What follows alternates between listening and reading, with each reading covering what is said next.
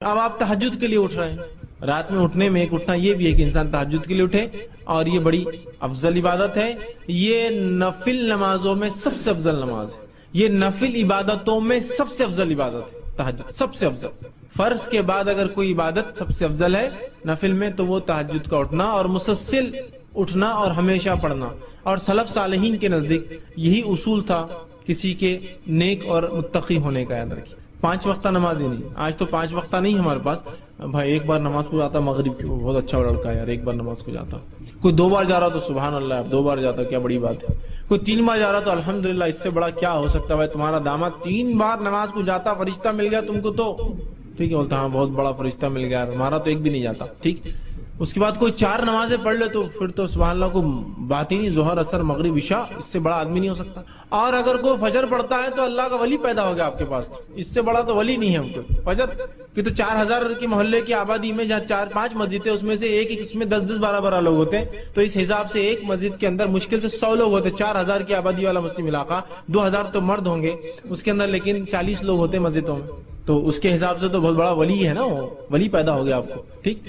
تو اگر فجر ہو رہی ہے تو پھر تو ولی پیدا ہو گیا۔ ہمارے پاس یہ اصول ہے، صحابہ کے پاس سلف صالحین کے پاس یہ اصول نہیں تھا، وہ کسی کی فرائض نہیں، فرائض تو واجب ہے، ضروری ہے تجھ پر کرنا، وہ کیا کرتے تھے نوافل لکھتے تھے، اور نوافل میں سب سے پہلے جو تہجد پڑھتا ان کے نزدیک وہ متقی تھا۔ اس کے تعلق سے ایک روایت آتی ہے، امام احمد بن حنبل رحمہ اللہ کے پاس امام شافعی رحمہ اللہ کا گزر ہوا، جب ان سے ملاقات ہوئی تو امام شافعی پہلے مرحلے میں تو ان کے استاد تھے، امام احمد جو تھے یہ جب سیکھ رہے تھے تو اس دور میں امام شافعی سے انہوں نے فن حدیث سیکھا، علم سیکھا حدیث کا۔ لیکن اس کے بعد جو دوسرا زمانہ آیا، مطلب جب امام شافعی چلے گئے ان کو سکھا کے، جب امام احمد بڑے ہو گئے کافی، تو اس کے بعد امام شافعی پھر ان کے پاس آیا اور کہا کہ اب میں تمہاری شاگردگی اختیار کرتا ہوں، اس لیے کہ امام احمد بن حنبل اصول حدیث میں بہت چوٹی اور مہارت تک پہنچ گئے تھے، تو جس کی بنیاد پر امام شافعی بعد میں آ کر ان سے پھر فن حدیث سیکھا۔ مطلب پہلے دور میں یہ ان کے استاد ہے اور دوسرے دور میں یہ ان کے استاد ہے۔ مطلب فرسٹ انسٹنس میں جس شاگرد نے اپنے استاد سے سیکھا، شاگرد اتنا آگے چلے گا علم میں کہ پھر استاد اگلی کلاس میں جو ایڈمیشن لیا تو پھر شاگرد سے سیکھنا پڑا اس کو، تو یہ بعد میں آ کر اپنے شاگرد سے استادی اور کہا کہ اب تم مجھ سے آگے جا چکے ہو فن حدیث میں، لہٰذا میں تم سے علم سیکھوں گا۔ اور چونکہ انہوں نے کافی محنت حدیث پر کی اور اپنا جو ہے مسند احمد جو تالیف جو لکھی، جو کہ حدیث کے مجموعے میں سب سے بڑا مجموعہ حدیث کا، جس میں منفرد 30,000 حدیثیں آپ نے جمع کی، یا آپ کتب التسع یا کتب الستہ وہ 6 کتابیں، یا کتب التسع وہ 9 کتابیں بھی جمع کر لے وہ ایک طرف، اور امام مسند احمد بن حنبل کا جو مسند احمد ایک طرف رکھ دیجئے، اس کا پلڑا بھاری ہے، اس لیے کہ امام بخاری نے جمع کی جو حدیث ہے 7,500 حدیث اپنی کتاب میں، جس میں صرف 2,222 حدیث ہے جو منفرد ہے، باقی ریپیٹیٹیو ہے۔ صحیح حدیث میں وضو کا بھی ذکر آ رہا، کپڑوں کا بھی ذکر آ رہا، طہارت کا، تو 3 جگہ آتی ہو، وضو کے بیان میں، کپڑوں کے بیان میں، طہارت کے بیان میں، ٹرپل ٹائم ریپیٹ ہو رہی ہو۔ لیکن امام احمد نے صرف منفرد جمع کی، اس لیے کہ ان کی مسند تھی، ٹھیک۔ مسند میں یہ ہوتا ہے کہ آدمی سند کے اعتبار سے جمع کرتا ہے، اس میں ٹاپک کے اعتبار سے حدیث جمع نہیں ہوتی، اور سند واحد منفرد ہوتی ہے اکثر، تو انہوں نے منفرد حدیث ایسے جمع کی، تو اس میں 2200 حدیثیں، مشکل 2200 سے 2500، مسلم کے اندر 2000 حدیثیں، ابو داؤد کے اندر 1000 کچھ حدیثیں، تو یہ پورا مجموعہ بھی ایک طرف جمع کر لے حدیث کا، اور صرف مسند احمد ایک طرف رکھ دے تو 30,000 منفرد حدیثیں، اس میں 30,000 منفرد حدیثیں، اور کم و بیش تقریباً حدیث صحیح اور حسن کے درجے تک جاتی ہے، اتنی اچھی روایت۔ تو امام شافعی ان کے پاس آئے، اس استاد شاگرد نے اپنے استاد کو ویلکم کیا، ٹھیک ہے، کھلایا پلایا خوب اچھے سے۔ رات میں اپنے بیٹی سے کہا کہ رات میں پانی گرم رکھنا، استاد جو ہے رات میں جب تو اٹھیں گے تو ہو سکتا تہجد کے لیے پانی ٹھنڈا ہو تو اس سے مسئلہ ہو، تو کہا کہ پانی کو جو ہے گرم کر کے رکھنا۔ اب جب گھر میں کوئی مہمان آتے تو بچوں میں بڑا وہ رہتا، کیا کر رہے، کہاں کھا رہے، کیا پی رہے، کیا بیٹھ رہے، بچے بہت دیکھتے رہتے مہمان کیا کر رہا، اور اگر والدین عزت کر رہے اس مہمان کی تو ان کے لیے مہمان نمونہ آئیڈیل بن جاتا ہے، تو اور دیکھتے ہیں اس کو۔ تو ان کی بیٹی جو تھی امام احمد کی، وہ رات بھر جاگتی رہی کہ امام شافعی اب کیا کیا کرتے، خاص استاد ہے نا میرے والد کے، کیا کیا عبادتیں کرتے خاص، مطلب بچوں کو بھی یہ معلوم تھا کہ رات کی عبادت کرتے ہیں تو کچھ خاص ہے، ورنہ فرائض تو ٹھیک ہے وہ تو سب کرتے ہیں۔ اب رات بھر بچی دیکھتی رہی، امام شافعی جو ایک کروٹ سوئے سیدھی، تو سیدھا فجر کی اذان پر اٹھے۔ جب فجر کی اذان پر اٹھے تو امام احمد بھی نماز کے لیے جانے لگے، تو بچی نے ان کی مزیحتاً ہنستے ہنستے والد کو تنگ کرنے کے لیے کہا، پانی زیادہ ٹھنڈا ہو گیا تھا رات میں، پانی شاید زیادہ ٹھنڈا ہو گیا تھا، مطلب امام صاحب کو آپ نے کہا پانی گرم رکھو، پوری رات میں پانی گرم کر کے رکھی، امام صاحب نے اٹھ کے وضو نہیں کیا، تو مذاق کی طور پر اپنے والد سے کہا پانی شاید بہت ٹھنڈا ہو گیا تھا رات میں، تو امام احمد سمجھ گئے کہ مطلب امام شافعی نے وضو نہیں کیا اور نماز نہیں پڑھی تہجد. تو بچی کو خاموش بٹھا کر چلے گئے. فجر کے بعد آئے تو رہا نہیں گئے. دیکھیے فرائض ان کے پاس اصل نہیں تھے, وہ تہجد سے نوافل کے اہتمام سے انسان کو پرکھتے تھے. تو پوچھ ہی لیا, کہا کہ کچھ مسئلہ تھا استاد, کیا بات ہے آپ نے تہجد نہیں پڑھی؟ حالانکہ تہجد فرض نہیں ہوتی لیکن پھر بھی متقی و پرہیزگار لوگوں کی علامت. تو کہا آپ نے تہجد نہیں پڑھی, کوئی مسئلہ تھا یا مجھ سے کوئی کوتاہی ہوئی, پانی کیا ہوا؟ اس لیے کہ بچی نے وہ جو مذاق کیا ان کو جواب دینا تھا اس کا. تو کہا نہیں ویسا نہیں تھا, جب میں رات میں تمہارے پاس کھانے کو بیٹھا تو میں مطمئن تھا کہ تمہارا کھانا حلال ہوگا, تو لہٰذا میں عام اعتبار سے جتنا کھاتا ہوں اس سے زیادہ کھا لیا, کہ تو میں مطمئن تھا کہ امام احمد بن حنبل کا رزق حلال ہوگا. جب میں جا کر بستر پر لیٹا اور ایک کرمٹ لیٹ گیا تو میرے ذہن میں ایک حدیث آ گئی, ایک روایت آ گئی آپ صلی اللہ علیہ وسلم کی, کہ وہ جو بدو آیا تھا, ایک اعرابی آیا اور مسجد نبوی میں داخل ہوا اور صحابہ بیٹھے تھے, جا کر پیشاب کر دیا. تو وہ میرے ذہن میں وہ بات آ گئی, وہ حدیث آ گئی, اور اس حدیث پہ میں غور کرتا رہا اور کچھ فقہی مسائل نکالتا رہا کہ اس سے کیا کیا بات پہ اخذ ہو سکتی ہے, کیا کیا بات پہ استنباط کر سکتے ہیں, نکال کر ہم بتا سکتے ہیں امت کو کہ یہ مسائل میں یہ کام ہو سکتا ہے. تو وہ مسئلے میرے ذہن میں آنے لگے. تو میں جب لیٹ گیا کرمٹ تو وہی حدیث میرے ذہن میں گھومتی رہی اور میں اس کو سوچتا رہا, اور اس ایک حدیث سے میں نے 70 مسائل رات بھر میں نکال لیے. مطلب میرا ذہن اسی پہ چلتا رہا کہ کیا کیا نکل سکتا ہے, کہ پیشاب کسی کو تیز آئے تو نماز پڑھ سکتا ہے, اس لیے کہ وہ تیز آیا تھا, نماز پڑھی اور پھر پیشاب کر دیا. تو پتا چلا کہ وضو تھا تو اس نے سوچا ہوگا میں باقی رکھتا ہوں. اسی طرح پتا چلا کہ کوئی پیشاب کر دے تو اسے روکنا نہیں چاہیے ورنہ روکنے سے ہو سکتا ہے اس کو تکلیف. اسی طرح پتا چلا کہ اسے روکا جاتا تو وہ بھاگتا تو پیشاب اور پھیل جاتا. تو غلاظت کم جگہ میں ہو رہی تو اس کو ہونے دیا جائے, بعد میں اس کو ہٹایا جائے, بعد میں پانی ڈالا جائے. ایسے مسائل نکالتے رہے. ٹھیک, اسی لیے فقہا کا شریعت نے بڑا مقام ہے یاد رکھی, لیکن وہ مقام بھی نہیں کہ نبی سے آگے چل جائیں گے فقہا. ٹھیک ہے, لیکن ان کا مقام اس لیے کہ وہ ہم کو اخذ کر کے مسائل بتاتے ہیں, لا کر رکھتے ہیں. تو امام شافعی 70 مسائل نکالے اس, اور کہا بس وہ اس میں ذہن لگا رہا, تھوڑی نیند لگی اور فجر کی اذان ہو گئی. آپ سمجھ رہے بات کو؟ تو یہاں اس واقعے میں پتا چل رہا ہے کہ ان کے پاس اصل چیز کیا تھی, تقوی کی علامتیں, 5 وقت فرض نماز اور مؤکدہ نہیں. رات میں پڑھتا ہے کہ نہیں پڑھتا ہے آدمی؟ ہمارے پاس تو بھائی کوئی دن میں کچھ نمازیں جو فرض پڑھ لے تو بڑا فرشتہ آدمی ہے, ان کے پاس نہیں. 5 تو فرض ہے, اس کے علاوہ کیا دیتا ہے؟ زکوٰۃ تو دینی ہے جی, اس کو نہیں رکھتے تھے وہ, اس کے علاوہ کیا خرچ کرتا ہے؟ روزے تو رکھنا ہے جی, رمضان کی سب رکھتے ہیں, اس میں کیا بڑی بات ہے, اس کے علاوہ کیا رکھتا ہے؟ یہ ان کے پاس تقوی اور ایمان کی علامتیں اور پیمانے تھے یاد رکھی. بہرحال تو رات میں نبی اکرم صلی اللہ علیہ وسلم اٹھتے, تو جب رات میں آپ تہجد کے لیے اٹھیں تو اس کے لیے آپ صلی اللہ علیہ وسلم جب اٹھتے تہجد کے لیے تو آسمان کی صحیح بخاری کی روایت عبداللہ ابن عباس رضی اللہ عنہ فرماتے ہیں کہ میری خالہ میمونہ آپ صلی اللہ علیہ وسلم کی یہ بیوی تھی, ہماری امہات میں سے, ان کے پاس میں نے ایک بار کہا کہ میں آپ کے ساتھ سوؤں گا تاکہ نبی اکرم صلی اللہ علیہ وسلم کیا کرتے ہیں وہ بھی دیکھ لو.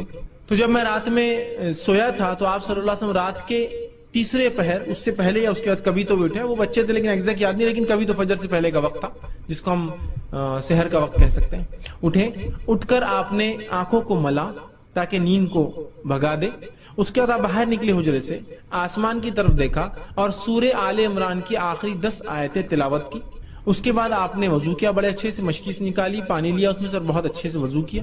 وضو کر کے آپ کھڑے ہو گئے. تو اس روایت میں پتہ چلا آپ صلی اللہ علیہ وسلم رات تہجد کو اٹھتے تو آنکھ ملتے, تو نیند میں سے آپ اٹھے تو آنکھ ملے, اٹھ کر جاتے آسمان کی طرف دیکھ کر آخری 10 آیتیں پڑھتے اور اس کے بعد جو ہے آ کر وضو کرتے اور نماز پڑھتے. پھر وہ کہتے ہیں کہ جب آپ صلی اللہ علیہ وسلم نماز کو کھڑے ہوئے تو میں بھی وضو کر کے آیا اور آ کر رسول اکرم صلی اللہ علیہ وسلم کے الٹے طرف کھڑا ہو گیا. الٹے طرف, چھوٹے تھے پتہ نہیں ان کو, بچے تھے, آگے کھڑے ہو کے دیکھا آپ سے پڑھ رہے, تو رسول اکرم صلی اللہ علیہ وسلم نے اپنے سیدھے ہاتھ سے مجھے پکڑا اور اپنے سیدھے طرف لیا, چونکہ امام کے سیدھے طرف مقتدی ہوں اگر اکیلا ہے تو, الٹے نہیں. تو پتہ چلا نماز میں یہ چونکہ ضروری حرکت تھی اس لیے کہ وہ نماز غلط, ورنہ لوگ آگے ادھر کھڑے ہو جاتے تھے, سمجھتے یہ امام ہے, تو آپ نے پکڑا اور ادھر لیا. اس سے پتہ چلا امام نماز میں بھی مقتدی کی اصلاح کر سکتا ہے اگر ضروری ہو اس طرح کی غلطی. دوسرا پتہ چلا نفل نماز جماعت سے ہو سکتی ہے. بہت سے لوگ پوچھتے نفل نماز جماعت سے ہوتی کیا, تو یہ رات کی نماز آپ سے پڑھ رہے تھے, عبداللہ ابن عباس آ کے جماعت بنا لی, پیچھے سے آئے خاموشی سے کھڑے ہو گئے. پھر وہ کہتے ہیں میں کھڑا رہا, آپ صلی اللہ علیہ وسلم اتنی لمبی نماز پڑھی کہ سورہ بقرہ پڑھ لی, سورہ آل عمران پڑھ لی, تو میں خاموشی سے نکلا جا کے سو گیا. مطلب کھڑے بھی ہوا, لگا کہ میں پڑھ لوں گا, اتنا لمبا پڑھا کہ میں وہاں سے نکلا اور جا کے پھر سو گیا. جب فجر ہوئی تو آپ نے مجھے جگایا اور جگا کر میرا کان پکڑا اور کہا کہ عبداللہ ایسا کرتے کہ پہلے تو نماز کو آئے, کھڑے ہوئے اور پھر چلے ہوئے گئے بیچ میں سے توڑ کے. مسکراتے मतलब सिर्फ हंसी के लिए, ये नहीं कि उनको सजा दी, मुस्कुराते हुए कान पकड़ा और कहा कि ऐसा करते हैं नमाज में, मतलब आए तुम पहले खड़े हुए, गलत खड़े हो गए, फिर इधर से आए और फिर जाके सो गए और मैं फिर सो गया। तो इसमें देखिए कितनी बातें पता चली कि एक तो आप उठकर रात में तहज्जुद पढ़ते और आसमान की तरफ, तो आप तहज्जुद को उठते हैं तो आसमान की तरफ देखकर आप ये पढ़ सकते हैं। इस तरह की आसमान ना देख सके, ऐसा खवातीन घर से बाहर नहीं निकल सकती, तो बहरहाल आप वहीं पढ़ ले वैसा, लेकिन ये सुन्नत है आप पढ़ना, और उसके बाद फिर आप तहज्जुद को खड़े होते थे। ठीक, तो ये इस तरह से जो हम अगर उठते हैं तो करें। इसी तरह अगर आप सुबह उठते हैं, समझ लीजिए किसी ने एक सवाल किया था, रात के आखिरी हिस्से तहज्जुद में जो भी दुआ मांगी जाए वो कबूल होती है, तहज्जुद की नमाज पढ़कर ही दुआ मांगी जाए तो ही वो कबूल होती है, या अगर इस वक्त हमारी नींद बेदार हो जाए मगर नमाज पढ़ने के बजाय अपनी जगह पर लेटे हुए या बैठे हुए ही बगैर वजू के दुआ की जाए तो क्या वो दुआ कबूल होती है? देखिए सबसे पहली चीज आगे उन्होंने फिर लिखा, तहज्जुद की नमाज पढ़ने का बेहतरीन वक्त कौन सा है? रात के 3 बजे से आखिरी हिस्सा रात का शुरू होता है, तो किस वक्त पढ़ना ज्यादा बेहतर है? अगर हम अपने बेड पर जा नमाज बिछाकर नमाज पढ़े तो क्या ऐसा पढ़ सकते हैं? देखिए सबसे पहली चीज तो ये कि जो रात के तीसरे आखिरी पहर में जो फजीलत है, जो सही मुस्लिम की रिवायत है, उम्मन हम रमजान में सुनते हैं लेकिन ये साल भर के लिए। हदीस क्या है? आप सब फरमाते हैं रात के आखिरी पहर में, आखिरी हिस्से में अल्लाह रब्बुल इज्जत पहले आसमान में, आसमानी दुनिया पर आ जाता है और एक निदा, एक आवाज लगाता है, कोई मगफिरत का तलब करने वाला, मैं मगफिरत देने बैठा, अल्लाह उसको हुक्म देता। फिर एक आवाज आती है, कोई मांगने वाला मुझसे, मैं देने के लिए बैठा। हर रोज, रमजान में खास नहीं, हर रोज रात के आखिरी पहर में अल्लाह रब्बुल इज्जत दुनियावी आसमान पे आ जाता है। कैसे, क्या, अल्लाह आलम, बस आ जाता है बस, और एक आवाज लगाता है, अल्लाह हुक्म देता, लगाओ आवाज, है कोई मांगने वाला, मैं देने बैठा हूँ, है कोई मगफिरत तलब करने वाला, मैं मगफिरत देने बैठा हूँ उस वक्त। ठीक है, अब नबी अकरम सल्लल्लाहु अलैहि वसल्लम उस वक्त का फायदा कैसा उठा वो देखना पड़ेगा हमको, तरीका मांगने का। आप सल्लल्लाहु अलैहि वसल्लम नमाज पढ़ते थे। अब ये अलग बात है कि आप रात में उठ जाए, क्योंकि जो कागज पर आते मैं खवातीन के सवाल समझता हूँ तो उनके हिसाब जवाब देता हूँ।